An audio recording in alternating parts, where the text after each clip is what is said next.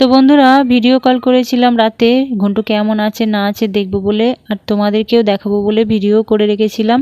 তো দেখো, আগের থেকে একটু সামান্য ভালো আছে, তবে ভালো নেই বললেই চলে। একদমই কিচ্ছু খেতে পাচ্ছে না, খুব কষ্ট করে একটুখানি ছাতু গুলিয়ে খাইয়েছে। তো খেতে তো পাচ্ছে না, বমি করে দিচ্ছে। গলায় যে কি হয়েছে জানি না, ওখানেও কামড় টামড় দিয়েছে হয়তো নিমকিটা। গলার থেকে যেহেতু রক্ত বেরোচ্ছিল, এখন বোঝা যাচ্ছে না, ডাক্তারবাবুও বলতে পারেননি। তো যাই হোক, অল্প আদ্রু খাইয়েছে যাতে ওষুধটা খাওয়াতে পারে। তো দেখো, ওর খুবই কষ্ট হচ্ছে, ও তো আর বলতে পারছে না, কিন্তু খুবই কষ্ট হচ্ছে।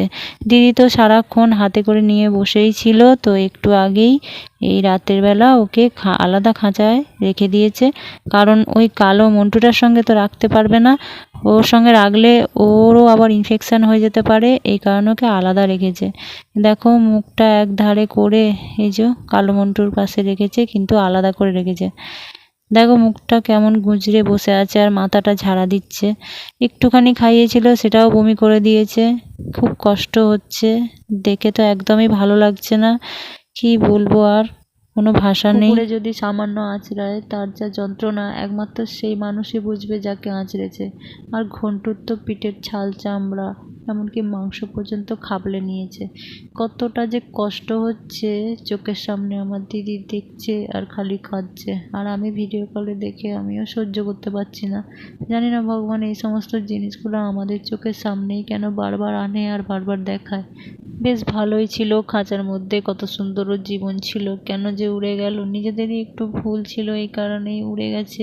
সেটাও একদিন তোমাদের সঙ্গে শেয়ার করব বন্ধুরা। যেদিন উড়ে গেছে সেদিন ভোর থেকে এমনকি রাত পর্যন্ত খুঁজেছে, পায়নি। আজকে তার পরের দিন বেলা 11টার সময় খুঁজে পেয়েছে, তাও এই অবস্থায়। যদি দিদি না যেত, নিমকি ওকে পুরো গিলে খেয়েই নিত। তো দেখে ওকে তাড়াতাড়ি করে নিয়ে এসেছে, নিয়ে সঙ্গে সঙ্গে ডাক্তারবাবুকে ফোন করেছে। ডাক্তারবাবু এসে ট্রিটমেন্ট করেছে, ইঞ্জেকশান দিয়েছে, মলম ওষুধ যা যা লাগে সমস্ত কিছু দিয়েও গেছেন। তো সমস্ত কিছু ট্রিটমেন্ট চলছে, কিন্তু ওর অবস্থাটা একদমই ভালো নেই।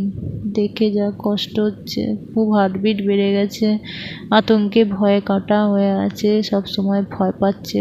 দিদিদের বাড়ির পাশে এক কাকিমার বাড়ি আছে, সেই কাকিমার বাড়ির পিছন দিকে বড় বাগান আছে। বাগানের মধ্যে আম গাছের উপরে ও চুপ করে বসেছিল। জানি না আগের দিন থেকেই বসেছিল কি না, কিন্তু আগের দিন তন্ন তন্ন করে চারিদিকে খোঁজা হয়েছে, কোথাও পাওয়া যায়নি। এবার আজকে ভোর থেকেও সে একই রকমভাবে তন্ন তন্ন করে খুঁজে বেড়াচ্ছে। তারপর ওই কাকিমার বাড়ির পিছন দিকটাও, ওই বাগানে গিয়েও দিদি ডাকছিল, ঘন্টু ঘন্টু বলে চিৎকার করছিল। আর যখন সিটি বাজিয়েছে, সিটির আওয়াজটা ওর হয়তো কানে গেছে, তখনই না ও নিচে পড়ে গেছে। কিন্তু সেই মুহূর্তেই না দিদি সিটিটা বাজিয়ে দিয়েই দিদি চলে এসেছে ঘরে এক মুহূর্তের জন্য। নিমকিটা তো সবসময় ওই গাছের ওখানেই বসে থাকে। ব্যাস যখনই ও পড়লো, আর নিমকি দৌড়ে গিয়ে ধরলো, আর রীতিমতো তো কামড়েও দিয়েছে। আর ঘর থেকে ঘন্টুর আওয়াজ শুনে দিদি দৌড়ে দৌড়ে দেখে এই অবস্থা।